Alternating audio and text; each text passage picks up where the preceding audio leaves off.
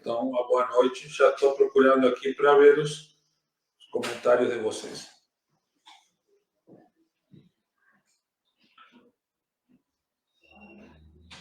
Muito bem, o que temos aqui?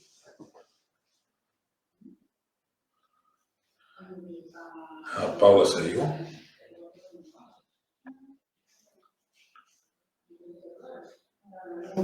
Estamos esperando a entrada de algumas pessoas aqui. Vamos fazer uma bênção da água, que vai ser, depois eu tenho essa água aqui. É a vilã, né? Mas na verdade eu tenho a culpa. E depois, então, em seguida, eu acho que o Guilherme apresenta a Sofia, que conhece melhor. A Sofia, depois, então, pode ter o tempo necessário para expor tudo que ela está trazendo para nós. Eu não estou vendo ninguém aqui Então, vê se está público. Está público? Eu não consigo ver. Então, estamos esperando a entrada. O pessoal, deixa eu ver, então. Já tem 2, agora estou começando. Porque eu estava aqui também, né? Então, tem que aparecer. Vamos, deixa eu dar uma olhadinha aqui, para ver se pelo Facebook eu consigo aqui compartilhar com mais alguém direto.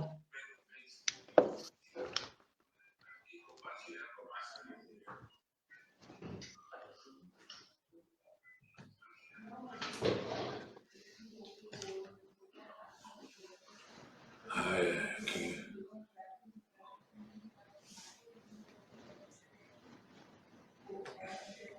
Vocês conseguem me escutar bem? Sim, estamos te escutando bem. Tem a Paula, tem a Ieda, que está entrando, então já está entrando algumas pessoas, então eu vou voltar para aqui. Não vou fazer o negócio no Facebook, não é necessário. Então, estamos aqui, já temos Ieda Oliveira, que é lá do Caraá, que é o município que fica lá, Santo Antônio da Patrulha, onde temos a missão do Advento. Tiveram uma grande tragédia, né, de inundação em novembro do ano passado, né? Eles estiveram lá, foi bem feio lá no Caraá, o Rio dos Sinos veio com tudo lá da nascente e passou por cima de boa parte das casas e teve até pessoas mortas. Disse que está com saudade de mim aí, a qualquer hora eu chego lá, né? Ela conhecida lá da comunidade. A Paula está aqui, então vamos iniciar com esta oração, que é a bênção da água, que eu tive essa ideia porque a água aqui, né, é a grande vilã de agora, né? Todo mundo dizendo que a água é a culpada de termos perdido tudo isso. Na verdade, a água não é vilã, é muito mais mocinha, né? Porque dela depende a vida. E esta oração está tomada aqui da companheira devocional, que é um manual de espiritualidade francisclariano, né? Francisco e Clara, que temos na nossa igreja. E aí há uma oração sobre a água. Não vou fazer ela inteira, vou fazer uma parte dela, para pegarmos esse outro sentido da água e, a partir de aí, com a geóloga que temos hoje conosco, poder refletir melhor de como nos relacionar melhor com tudo o que tem a natureza, inclusive com a água. Então, vamos fazer esta oração. Por um antigo costume, entre os sinais que nossa igreja usa para abençoar os fiéis, frequentemente está a água. A água abençoada traz Cristo à mente das pessoas. Ela que é para nós a essência da bênção divina e chamou da água viva a si próprio e instituiu para nós o batismo, sacramento da água, em sinal da bênção da salvação. Então, bendito seja Deus, Pai, Filho e Espírito Santo, bendito seja seu reino, agora e para sempre. Amém. Amém. O Espírito e a graça e a paz de Deus, nosso Pai, e de Jesus Cristo, nosso Senhor, sejam conosco.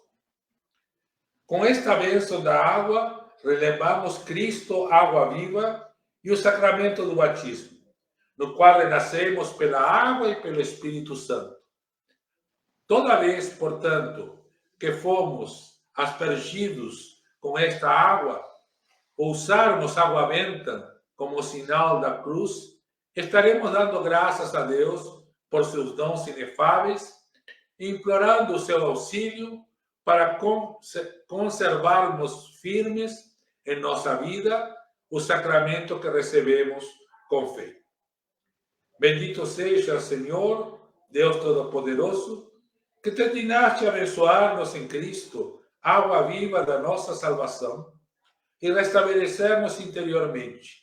Concede-nos, junto com a aspersão e o uso desta água, renovar a juventude de nossa alma e sempre poder caminhar na vida pela graça do Espírito, por Cristo, nosso irmão e Senhor. Amém. E finalizamos a oração dizendo que esta água lembre o nosso batismo e o Cristo que nos salvou por sua morte e ressurreição. Amém. E se você, então, quis aí, quando esteja vendo esta live, ter um copo d'água, a bênção não é mágica. Então, que não significa que eu estou falando aqui que a água vai ser abençoada. Pense nisso e beba uma água que sempre será abençoada para você. E com isso, então, falando da água que nos colocou nesta situação, vamos dar a palavra para o nosso engenheiro ambiental, que tem nos acompanhado em todas as lives, Guilherme Ramos, que vai nos falar o que a Sofia está fazendo conosco e sobre o que vamos falar nesta live. Guilherme. Então tá. Boa noite, Bispo Humberto. Boa noite a Sofia. Boa noite a quem nos escuta hoje em casa. Então, a nossa ideia hoje, discutindo com a Sofia, que é minha colega de trabalho, ela é geóloga, é trazer para o pessoal um pouco mais de embasamento para a gente olhar com um olhar crítico quais são as propostas para solucionar as enchentes e quais delas fazem sentido, quais delas são perigosas, quais são os riscos, qual é o caminho que a gente deve seguir e incentivar para solucionar, né, o problema que nos atingiu, para que não aconteça de novo, mas pensando muito bem nos outros impactos ambientais que algumas propostas podem causar. E aí a Sofia, ela é geóloga, ela teve recentemente gravou um podcast com uma professora da URGS também, falando sobre esse assunto das enchentes, sobre a formação geológica do Rio Grande do Sul e como isso interferiu agora nessas enchentes. Então eu pensei em trazer ela aqui para a nossa live para nos ajudar a detalhar mais esse assunto. E adiantando um pouco, né, as duas propostas que eu ouvi pessoal comentando, que foi trazida por um ministro do governo, algumas outras propostas que estão sendo discutidas aqui no Rio Grande do Sul, basicamente se referem seria abrir um canal que ligasse a Lagoa dos Patos direto ao mar para fazer um escoamento, teoricamente, mais rápido da água. E uma outra proposta que tem se discutido, que eu tenho ouvido falar bastante, seria sobre a dragagem do Guaíba, a retirada da areia, para aumentar a capacidade, teoricamente, do Guaíba de transportar essas águas, né? Então, a Sofia vai falar um pouco mais sobre essa situação hipotética de abrir um canal da Lagoa dos Patos direto para o mar e quais as consequências que isso traria, né, do ponto de vista ambiental, econômico, social. E eu vou falar um pouco mais da questão da dragagem do Guaíba, que inclusive foi um assunto que eu tratei no mestrado que eu fiz na URGS, era sobre cenários de mineração no Guaíba, onde era possível fazer, em quais locais, quais as atividades que iam ter sobreposição, e então áreas que não poderiam ter mineração, e como esse assunto foi relacionado agora com as enchentes, eu achei que seria oportuno trazer mais informações para a gente pensar um pouco mais a respeito disso, e depois, no final, né, a gente vai trazer algumas soluções que estão sendo propostas, algumas soluções que já foram implantadas em outros locais com problemas semelhantes, e que a gente considera que seriam mais seguras, né, de serem seguidas e incentivadas aqui. Então, eu vou deixar a palavra com a Sofia, se ela quiser se apresentar, e aí ela pode depois começar. A gente preparou uma apresentação com imagens também para ilustrar. Então, antes da Sofia pegar a palavra e já se apresentar, eu gostaria de dizer assim, para que a gente tem que saber disso? Né? Eu acho que uma coisa que muita gente está se perguntando, porque a gente somos cidadãos e cidadãs. Então, as decisões que venham a ser tomadas terá que ter nosso apoio, né? Seja nas eleições, seja por manifestações. Não quer dizer que isso fique só para os técnicos, porque a decisão que venha a ser tomada afetará nossas vidas. Então, com esse espírito, e até orando para que as soluções realmente sejam eficientes e eficazes, passamos a palavra para a nossa geóloga Sofia. Isso. Boa noite, pessoal. Boa noite a todos. Boa noite, Bispo Humberto, e boa noite, Guilherme. Eu queria primeiramente agradecer o convite de estar aqui conversando um pouquinho com vocês na noite de hoje. Para mim é uma honra poder compartilhar um pouco com vocês e conversar sobre esse tema tão importante e tão relacionado no nosso trabalho no dia a dia, né? Como o Guilherme falou, nós somos colegas e trabalhamos juntos aí há uns 3 aninhos. E a gente trabalha justamente com a área do meio ambiente. Então, é um assunto muito bom de abordar agora com vocês. Eu posso iniciar o compartilhamento da tela?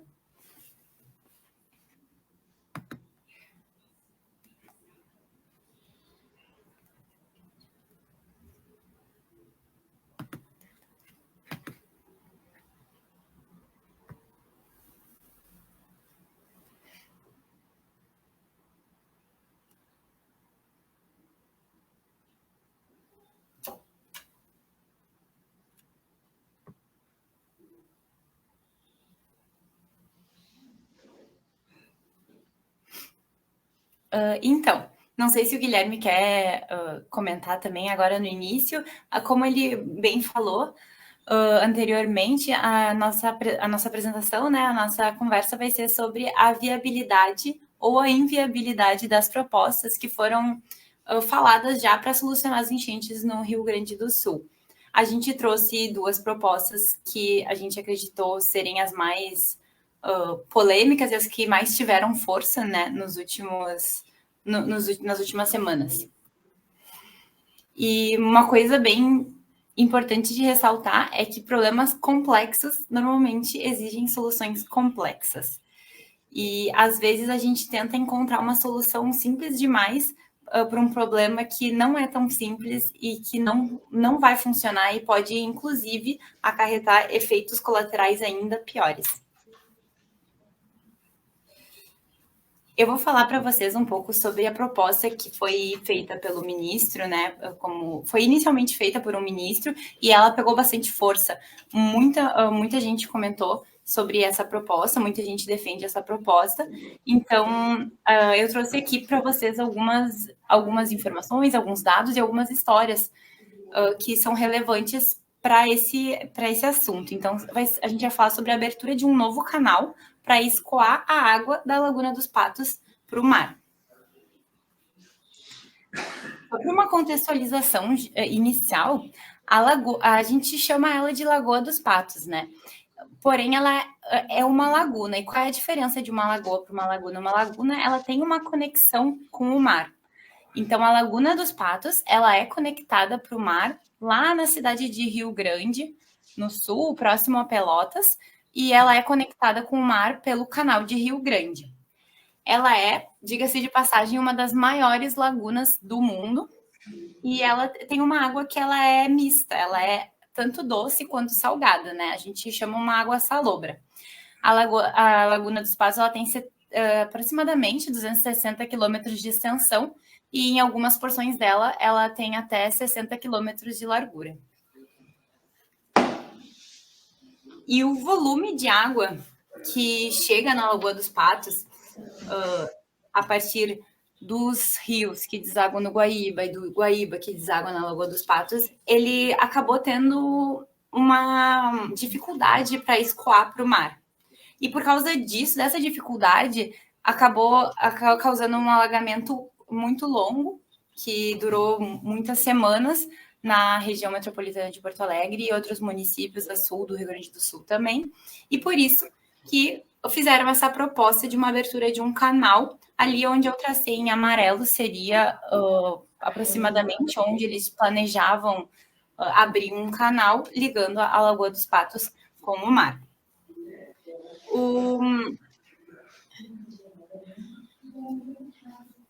Eu vou passar aqui.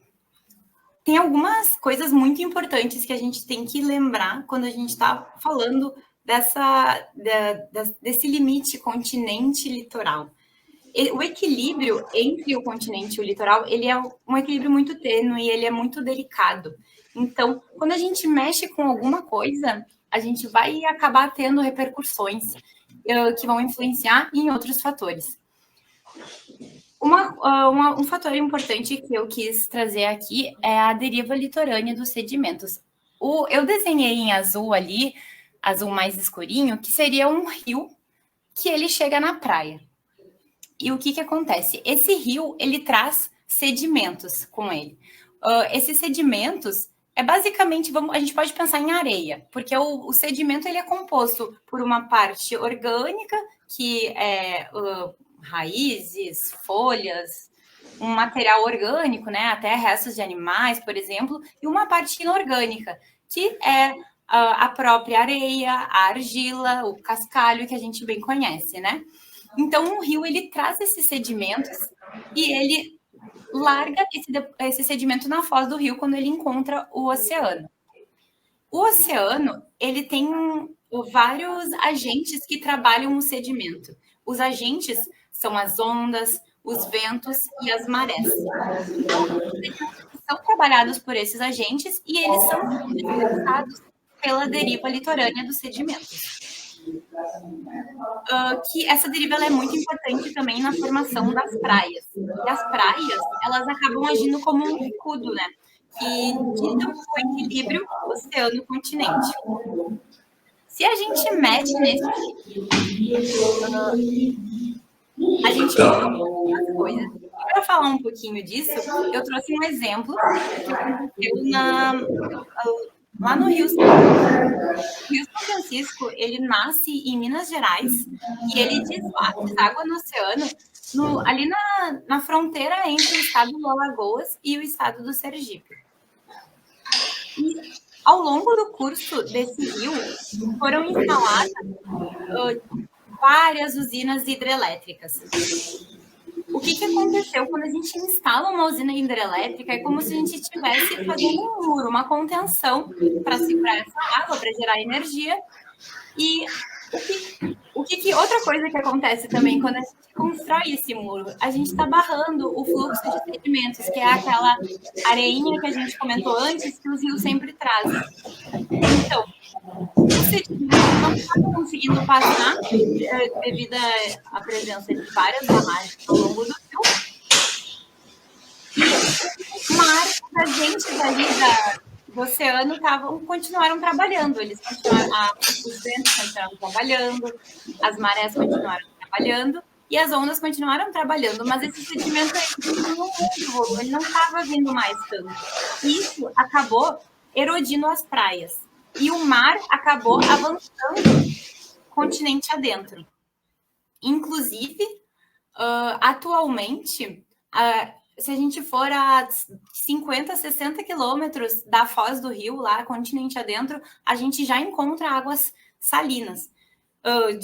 Águas salobras, que são águas que antigamente eram águas doces, mas devido ao avanço do mar continente adentro, elas se tornaram salinizadas, o que pode prejudicar muito a biodiversidade, porque cada espécie de marinha, cada espécie lacustre, fluvial, ela tem uma característica específica. Então, existem peixes de água doce e peixes de água salgada.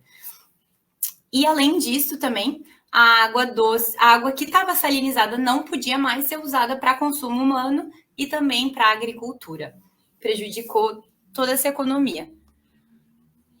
Por outro lado, pensando ao contrário, digamos assim, existe um rio chamado Rio Mucuri, na Bahia. E próximo à foz dele, né, ao longo do rio Mucuri, foi desmatada uma grande porção da mata ciliar, que é a mata que fica ao redor do rio. Que aqui a gente tem uma legislação que essa mata é uma área de preservação permanente, a gente não pode desmatar essa área, mas uma grande porção dessa área foi desmatada, o que acarretou, deixa o solo mais suscetível à erosão, e por isso o volume de sedimento no rio, a quantidade de areia que o rio estava levando, acabou sendo muito maior do que ele levava numa situação de equilíbrio, e ao chegar ao mar, ao chegar ali na foz, o mar os agentes do mar não eram o suficiente para dispersar todo aquele sedimento, e acabou acumulando e assoreando aquela porção. Mas voltando para a Lagoa dos Patos, né? Porque a gente começou falando de abertura no canal das Lagoas dos Patos e eu tô ali falando de outros estados do Brasil. O que acontece com a Lagoa dos Patos? O que poderia acontecer se nós abríssemos um canal na Lagoa dos Patos? O primeiro ponto que a gente tem que levar em consideração é que o escoamento da água na Lagoa dos Patos, ele está condicionado a alguns fatores também. Um fator muito importante são os ventos, que é uma das coisas que prejudicou o escoamento da água pelo canal de Rio Grande. Porque quando o vento sopra do sul, essa água está sendo barrada pelo vento e ela não consegue escoar para o mar. Ao contrário, se o vento sopra para o norte, essa água, o escoamento ele é facilitado pelo vento. Outro fator que influencia são as marés. Então, numa situação de tempestade, quando a maré está mais alta, o nível tá mais alto e, por isso, a água da Lagoa dos Patos não consegue também escoar para o mar. Então, se a gente abrisse um novo canal mais a norte, isso não garantiria o escoamento, porque ele depende do nível das marés, das condições climáticas, dos regimes de vento, como já ocorre no canal de Rio Grande, que eu comentei. Um segundo ponto que poderia acontecer é que, por abrir um segundo canal mais a norte, se essa água estiver saindo por lá, podia diminuir a vazão de água que sai pelo canal de Rio Grande, e por diminuir a vazão de água, por estar mais devagar, esses sedimentos que ele leva poderiam ser depositados ali e acabar assoreando o canal de Rio Grande, que é um canal que prejudicaria a circulação de água e a navegação. E é bom lembrar que o Porto de Rio Grande é o porto mais importante do Rio Grande do Sul, não é o Porto de Porto Alegre, é o de Rio Grande, que é mais importante. Então, prejudicar a circulação e a navegação no Porto de Rio Grande seria muito prejudicial economicamente falando. Além disso, como eu falei para vocês da questão das marés, existem muitas espécies que vivem ali no sul da Lagoa dos Patos, próximas ao canal de Rio Grande, e elas vivem nessa água salobra, naquela exata salinização que tem naquela água, que se a gente abrisse essas espécies elas dependem daquela salinização. Então, toda a produtividade pesqueira de camarões, tainhas, bagres e outras espécies, elas dependem desse ciclo natural de entrada da água do mar, que regula a salinização nessa porção sul da laguna e da livre passagem pelo canal de Rio Grande. Mais uma coisa que poderia acontecer é que, assim como lá no canal de Rio Grande, lá no sul, a água é mais salinizada, se a gente abrisse um canal a norte, essa água do norte poderia ficar também mais salinizada. Só que essa água ao norte é muito usada para consumo humano, é muito usada para irrigação, principalmente de arroz, e se ela viesse a ser salinizada, ela não poderia ser usada para esses tipos, para esses usos também. Por último, a abertura de um canal com o mar, esse canal ali a norte, ele não resolveria o problema dos estrangulamentos que tem no final do delta do Jacuí, que é ali na saída na altura da usina do gasômetro e também na saída do Guaíba para a Lagoa dos Patos. Porque esse grande volume de água que está vindo dos rios e está entrando no Guaíba ia continuar acontecendo. Porque ele não tem muito para onde ir. E daí ele ia chegar no local onde deságua o Guaíba para a Lagoa dos Patos, e ainda ali também tem um estrangulamento, a água também ia ficar represada ali e não ia resolver esse problema. Um caso que eu achei muito interessante, que eu achei muito legal de trazer para vocês, é o que aconteceu na cidade de Iguape, que fica no estado de São Paulo, lá em 1800. Então, em 1800, essa cidade ela era um grande polo exportador de arroz. Eu não sei se vocês conseguem ver o meu mouse. Acho que não, né? O mouse, não. Ah, tá bom. Eu vou tentar explicar, então. Em 1800, Iguape era grande na exportação de arroz, e esse arroz ele era trazido ali daquele rio que a gente vê mais na parte superior da imagem, que está escrito em amarelo, Rio Ribeira de Iguape. Então, o arroz ele era trazido por canoinhas até o ponto mais próximo da cidade de Iguape, que está num pino vermelho. E ele era desembarcado no ponto mais próximo da cidade de Iguape. Ele era levado por burros ou carroças até o porto de Iguape, que ali tem um mar pequeno que deságua no mar. Então, as embarcações elas entravam por ali, iam até o porto de Iguape, pegavam o arroz e levavam para vender. E daí o que aconteceu? Para cortar esse caminho, para agilizar o processo, eles pensaram, a gente pode resolver essa questão de levar de burro ou carroça o arroz lá da margem do Rio Ribeira de Iguape até o porto de Iguape. E se a gente cavasse um valo de 4 metros de largura só para passar uma canoinha por vez? E eles cavaram esse valo. Só que a água, ela é preguiçosa. A água, ela gosta do caminho mais fácil. E ela adorou esse caminho. E a água começou a seguir esse caminho, e o valo, que era para ser de 4 metros de largura e passar apenas uma canoinha por vez, acabou se tornando um grande canal de até 200 metros de largura. E o que aconteceu? O sedimento que aquele rio estava trazendo, que a gente estava falando antes, ele começou a trazer muito sedimento, essa água que passava por esse valo, e ela largava o sedimento ali na frente do porto.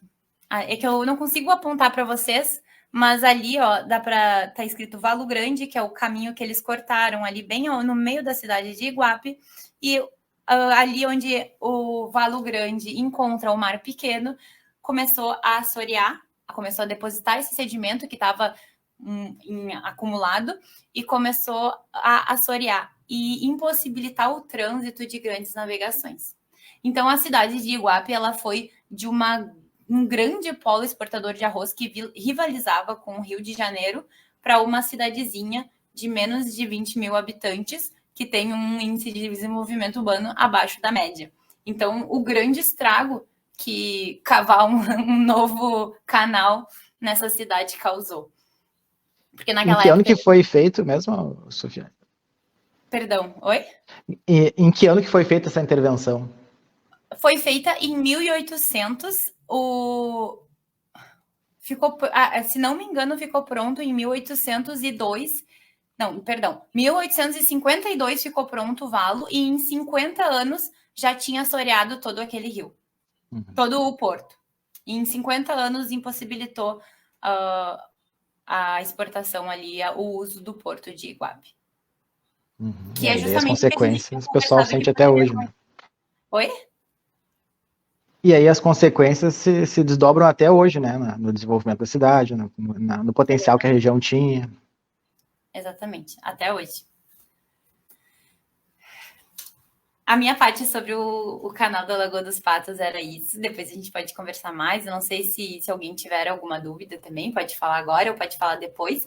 Mas se não, eu vou passar a palavra para o Guilherme falar sobre o desassoreamento do Guaíba.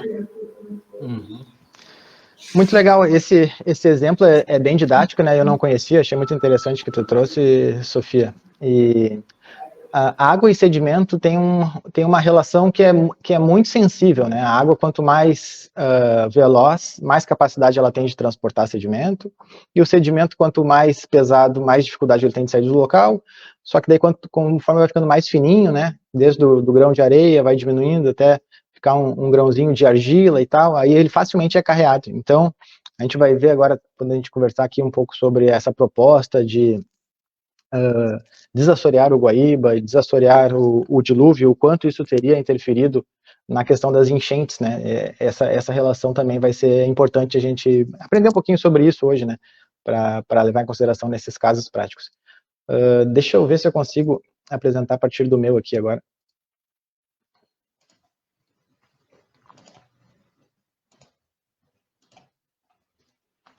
Que daí eu vou passando os slides aqui. Vou pedir para a Paula liberar minha apresentação que está pelo computador. Aí, eu vou passar lá para o ponto que a gente chegou. Isso aqui a Sofia já falou. Aqui. Então, assim, existe uma discussão que já está acontecendo há muitos anos, né? Coisa de 20, 30 anos, sobre explorar ou não areia no Guaíba. E agora, com a questão das enchentes, eu vi mais de uma pessoa falar que, será que o Guaíba não está todo assoreado depois dessas enchentes? Será que se ele fosse mais dragado, isso teria melhorado na questão das enchentes que a gente enfrentou? E eu vi um hidrólogo fazendo um paralelo que eu achei muito interessante, que eu quero trazer aqui também.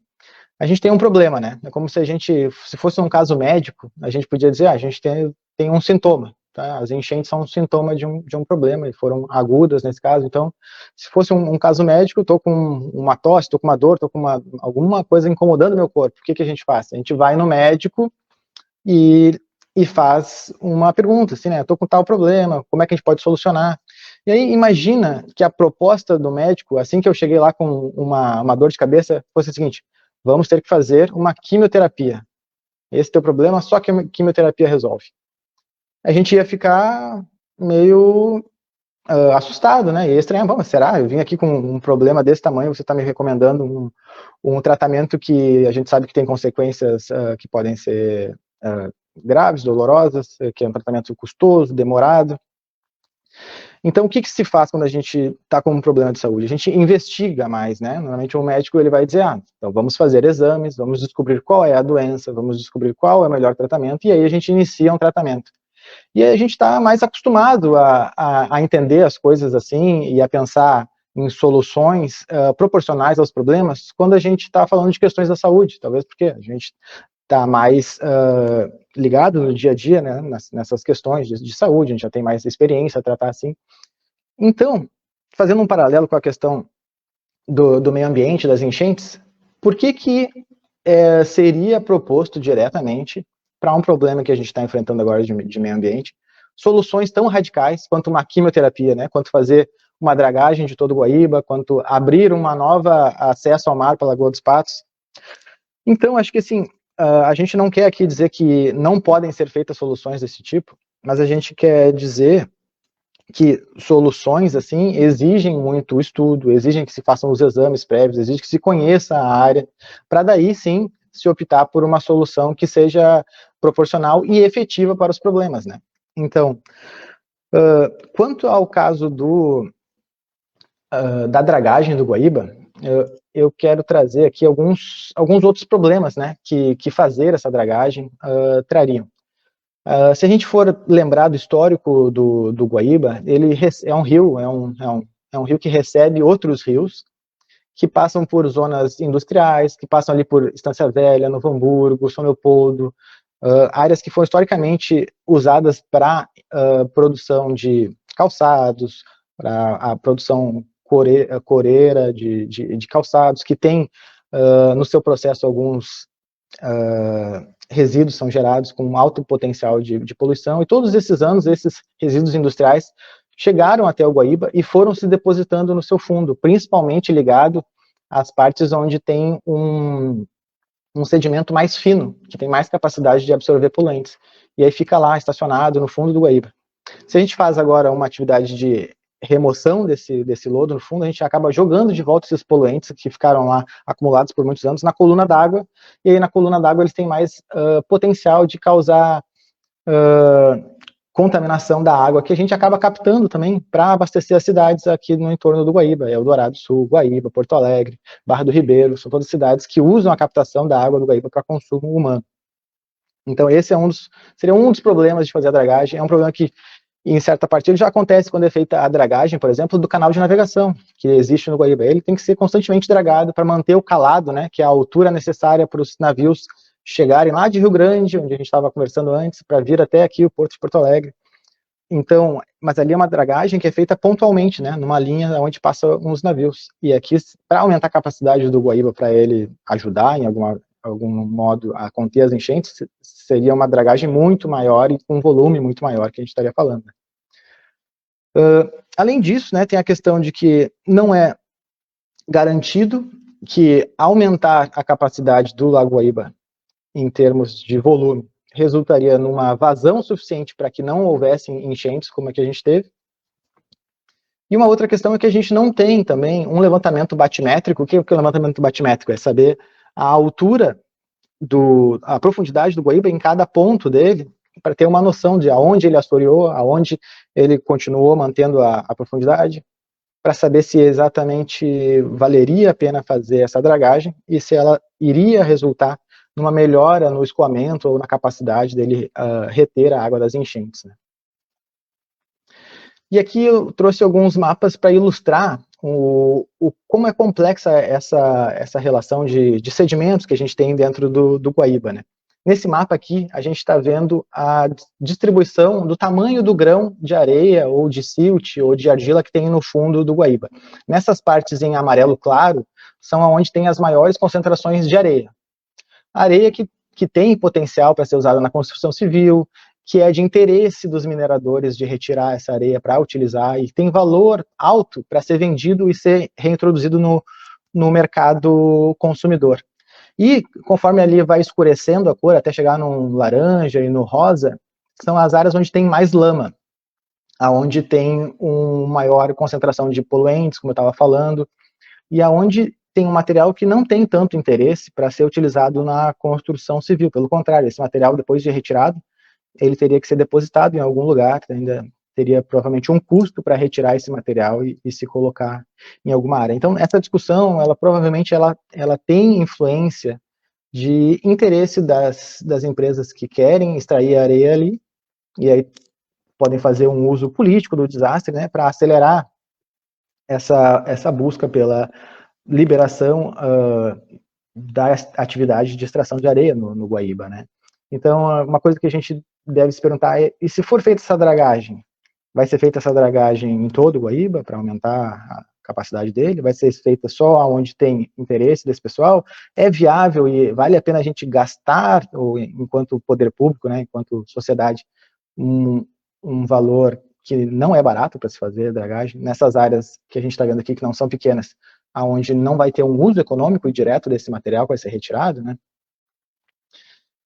E passando aqui para um outro slide, esse aqui é um mapa de profundidade do Guaíba. A gente tem um levantamento, né, que foi feito há cerca de, já agora uns 20 anos, é de 2008. E aí a gente pode ver que no interior ali a gente tem essa parte azul mais escura, que é onde ele tem maior profundidade, e é onde é feita também a dragagem periódica para manutenção do tráfego dos navios.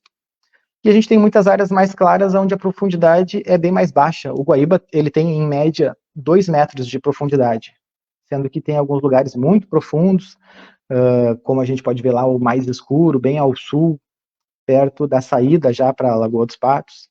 E tem essas outras áreas de azul mais claro, onde a gente tem normalmente a concentração de areia, porque existe um fenômeno de ondas do Guaíba, com o vento, né, que fazem ressuspender as partículas bem fininhas de argila e de silt, e acaba filtrando, de forma que nas áreas mais rasas acaba ficando concentrada a areia, e nas partes mais profundas se deposita esse silt e esse pozinho, que forma uma lama embaixo do Guaíba, né? E aí ele tem esse processo natural, assim, de ir selecionando um pouco os grãos, e aí a gente começa a reparar como tem toda essa relação, assim, sensível, né, entre profundidade, tipo de sedimento, velocidade de escoamento, tudo isso influencia. No momento que a gente for fazer uma dragagem, a gente mexe com esse equilíbrio natural do lago e pode ter consequências, às vezes, um pouco difíceis até de prever, né? Pode ter locais que começam a desbarrancar a beira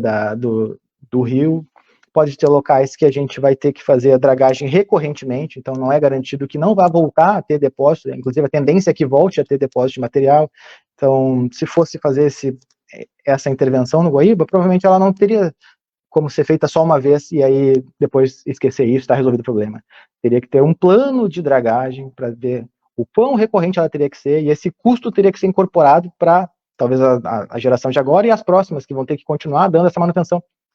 E assim, a dragagem, em alguns pontos, ela deve ser feita e faz todo sentido fazer quando se trata de um rio já bastante impactado em termos de urbanização ao redor, como, por exemplo, é o dilúvio aqui, né? O dilúvio, ele é um arroio que passa no meio de Porto Alegre, numa área totalmente urbanizada.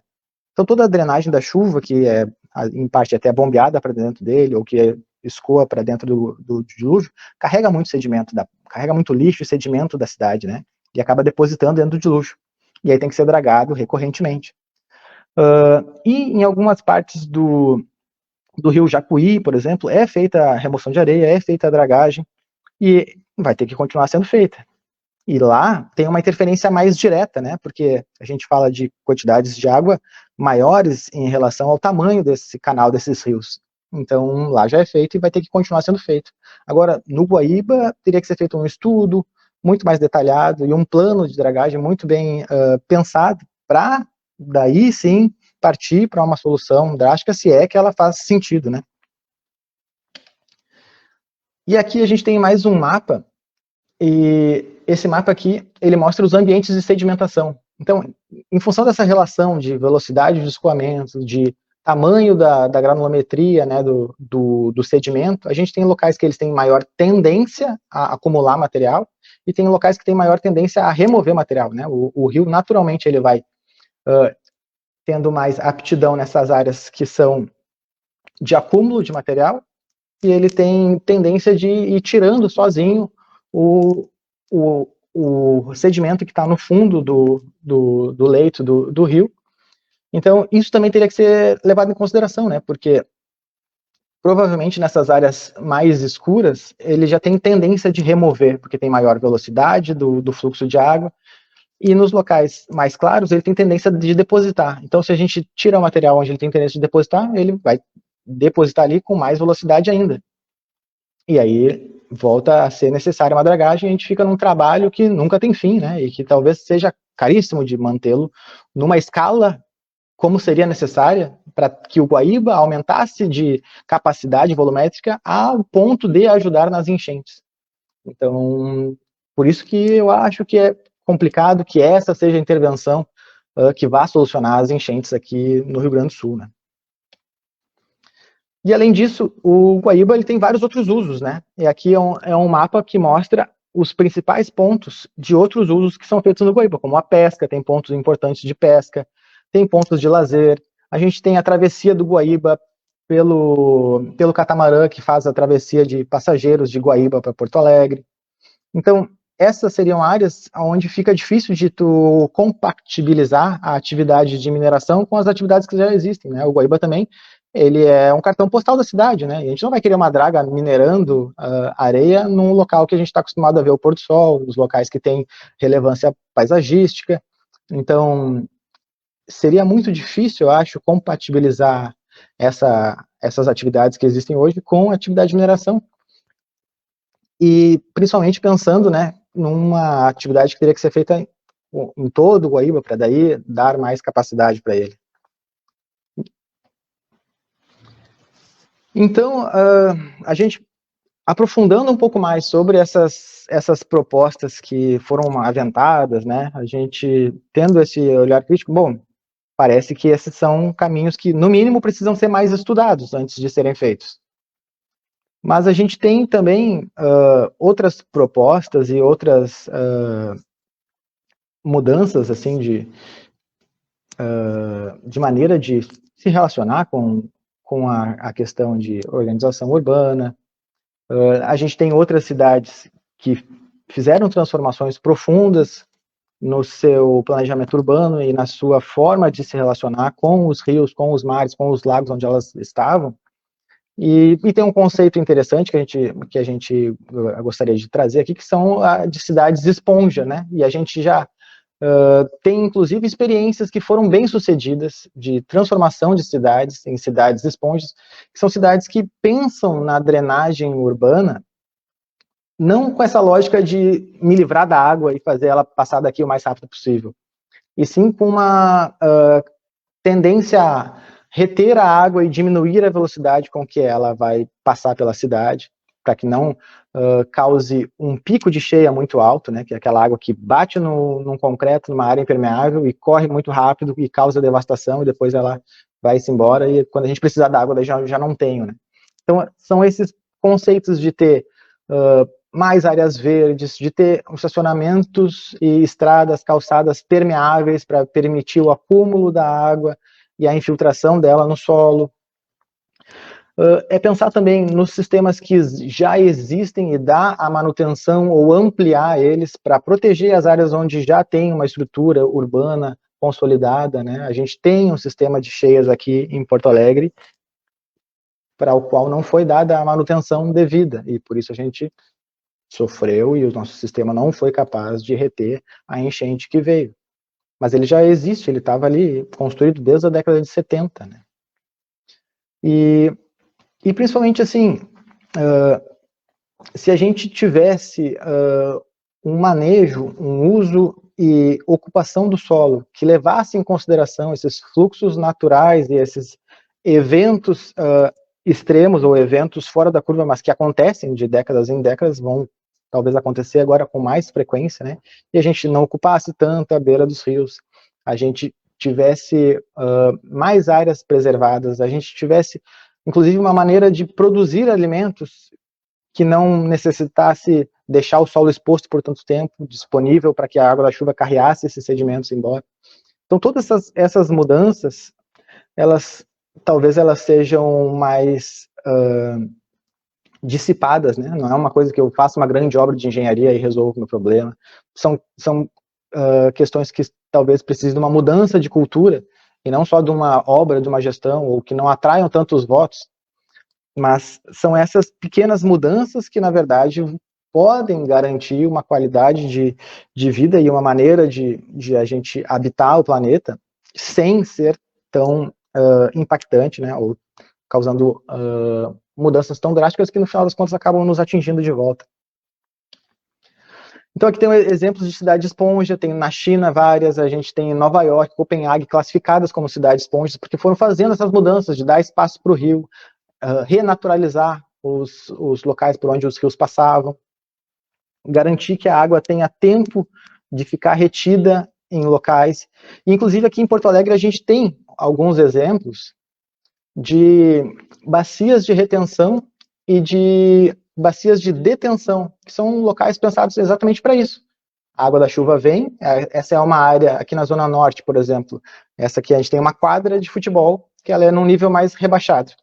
Quando chove muito, em vez de alagar a rua e causar perdas para o comércio, para as casas, alaga essa região onde tem uma quadra de futebol. A água fica ali e depois vai escoando, pouco a pouco, pelo sistema de drenagem pluvial da cidade. Mas aí eu não tenho aquele impacto de causar uma elevação muito rápida do nível dos rios, eu não tenho esse impacto de causar uma elevação da drenagem nas calçadas, eu tenho uma área pensada, que ela é uma área de lazer, quando não está chovendo, e ela se torna um açude temporário ali, que retém essa água quando eu tenho uma chuva muito forte. E assim, a gente tem também exemplos no próprio Parque Marinha do Brasil, aí são bacias de retenção, porque elas mantêm sempre uma lâmina d'água, e quando chove muito, sobe esse nível d'água, e depois vai saindo aos poucos. Então, isso já existe em Porto Alegre, e a gente quase não escuta falar. Ou esse projeto ele poderia ser ampliado, a gente poderia ter mais áreas assim, que contribuam para uma drenagem urbana que seja menos impactante para o meio ambiente e para as pessoas que moram na cidade. E aqui, voltando para finalizar, só para lembrar do nosso sistema de proteção de cheias, que agora provavelmente vão ser construídos outros sistemas de proteção, vão ser ampliados os que existem. A gente tem cidades como São Leopoldo, Canoas, que têm sistemas que devem ser ampliados, estão já sendo alguns ampliados de forma emergencial até. E a gente tem a cidade de Eldorado, que vai passar a ter um sistema de proteção de cheias também, porque é uma cidade que está ali à mercê do Rio Jacuí, e que vai precisar se adaptar, né, a cheias que possam vir a acontecer em intensidade parecida com o que a gente teve em maio desse ano. E agora eu queria só fazer um lembrete, que a gente vai dar continuidade a partir do dia 25 de julho desse mês, para esse momento que a gente tem tido aqui de reflexão sobre as enchentes, né, já caminhando para um espaço de formação, onde a gente vai falar, a gente vai ter a presença de convidados de cada um dos biomas do Brasil, dos 6 biomas, mais o bioma marinho, e a gente vai tratar cada um deles, também com um enfoque teológico, com a participação de um teólogo em cada uma das lives, e onde a gente vai tentar aprofundar um pouco mais de quais os principais problemas e quais as vulnerabilidades cada um dos biomas do Brasil, como a Amazônia, o Cerrado, a Caatinga, o Pampa aqui no Rio Grande do Sul, a Mata Atlântica, cada um deles tem peculiaridades e vulnerabilidades, e a gente vai trazer um pouco mais, então, esse olhar teológico e ecológico sobre cada um dos biomas a partir do dia 25 de julho, sempre às 7h30, daí, vai ser um pouquinho mais tarde, mas mantendo essa data, das quintas-feiras, para a gente dar continuidade agora, ampliando então essa visão, não só aqui do Rio Grande do Sul, do nosso problema, mas para todo o Brasil e os diferentes biomas que a gente tem aqui no nosso país.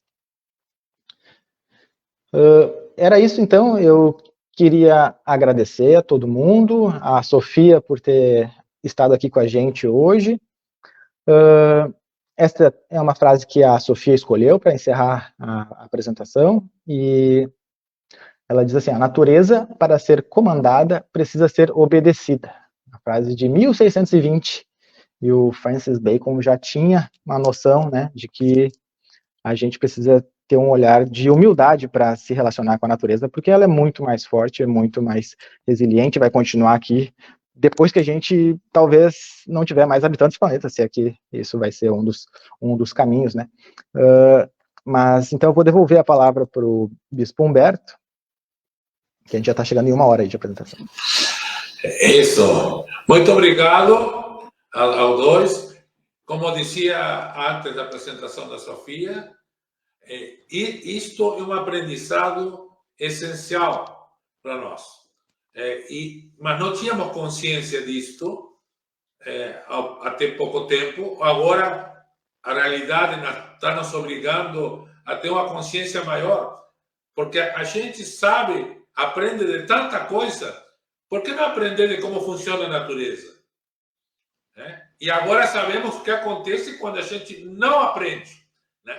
Então, não aprende, não exerce nossa cidadania de maneira de fazer com que as autoridades públicas também considerem estas questões como importantes para ter o voto das pessoas, para ser aprovadas como gestores de administrações públicas, né, ou de empresas.